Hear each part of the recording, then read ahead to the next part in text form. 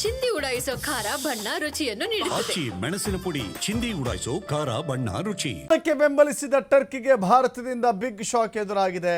Marble ಖರೀದಿ ಮಾಡದೆ ತೀರ್ಮಾನವನ್ನು ತೆಗೆದುಕೊಳ್ಳಲಾಗಿದೆ. ಇನ್ನು ಮುಂದೆ ಟರ್ಕಿಯಿಂದ ನಮ್ಮ ಭಾರತ ದೇಶಕ್ಕೆ ಅಪಾರ ಪ್ರಮಾಣದಲ್ಲಿ ಮಾರ್ಬಲ್ ಬರ್ತಾ ಇತ್ತು. ಇನ್ನು ಮುಂದೆ ನಿಮ್ಮ ಸಹವಾಸ ಬೇಡ, ನಿಮ್ಮ ಜೊತೆ ವ್ಯಾಪಾರ ಬೇಡ, ನಿಮ್ಮಿಂದ ನಾವು ಮಾರ್ಬಲ್ಗಳನ್ನು ಖರೀದಿ ಮಾಡೋದಿಲ್ಲ ಅಂತ ಹೇಳಿ ನಮ್ಮ ದೇಶದ ವ್ಯಾಪಾರಿಗಳು ನಿರ್ಧಾರ ಮಾಡಿದ್ದಾರೆ.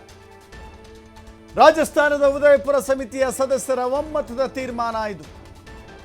ಭಾರತ ಮತ್ತು ಪಾಕಿಸ್ತಾನದ ಉದ್ವಿಗ್ನತೆಯ ವೇಳೆ ಪಾಕಿಸ್ತಾನವನ್ನು ಬೆಂಬಲಿಸಿತ್ತು ಟರ್ಕಿ ದೇಶ. ಟರ್ಕಿ ದೇಶದ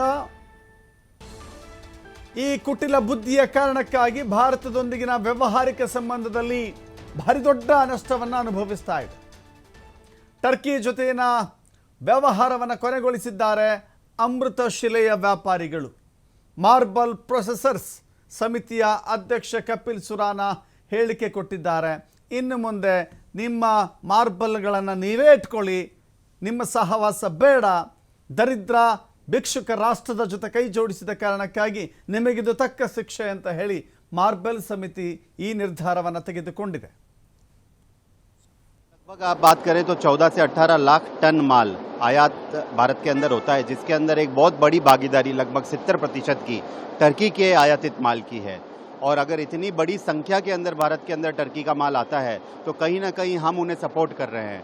और उन्होंने जो राष्ट्र विरोधी गतिविधि अभी जो करी है उसमें अगर इस माल को पूर्ण तरह से उदयपुर ही नहीं और भारत की समस्त एसोसिएशन अगर रोक देती है तो कहीं ना कहीं ये एक बहुत क्लियर मैसेज पूरे अंतर्राष्ट्रीय कम्युनिटी को जाएगा कि सरकार ने जो इतने गौरवपूर्ण कदम जो उठाए हैं अभी, उसके लिए सरकार अकेली नहीं, उनके साथ उद्योगपति और समस्त भारतीय सरकार के साथ खड़े. टर्की के से भारत के अंदर बहुत ही विभिन्न कलर के माल आते हैं. बेज कलर जो कि एक बहुत ही प्रसिद्ध कलर है, ट्रेवर्टाइन के अंदर भी आता है, वाइट कलर का माल भी आता है. तो आप देखेंगे टर्की से एक वाइड रेंज का माल हिंदुस्तान के अंदर आता है, जिसकी अनुमानित लागत भी बहुत बड़ी है.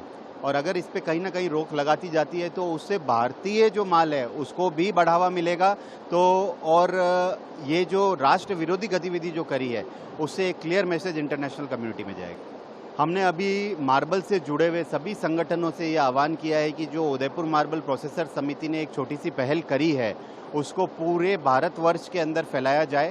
और मार्बल ही क्यों, मेरा मानना है कि जो भी उत्पाद मार्बल के अलावा भी जो टर्की से इंपोर्ट होते हैं वो भी कहीं ना कहीं पे उन पे प्रतिबंध और रोक लगानी चाहिए, जिससे राष्ट्र के अंदर और इंटरनेशनल कम्युनिटी में मैसेज जाए कि भारत किसी भी तरीके के कोई भी निर्णय लेने में सक्षम है.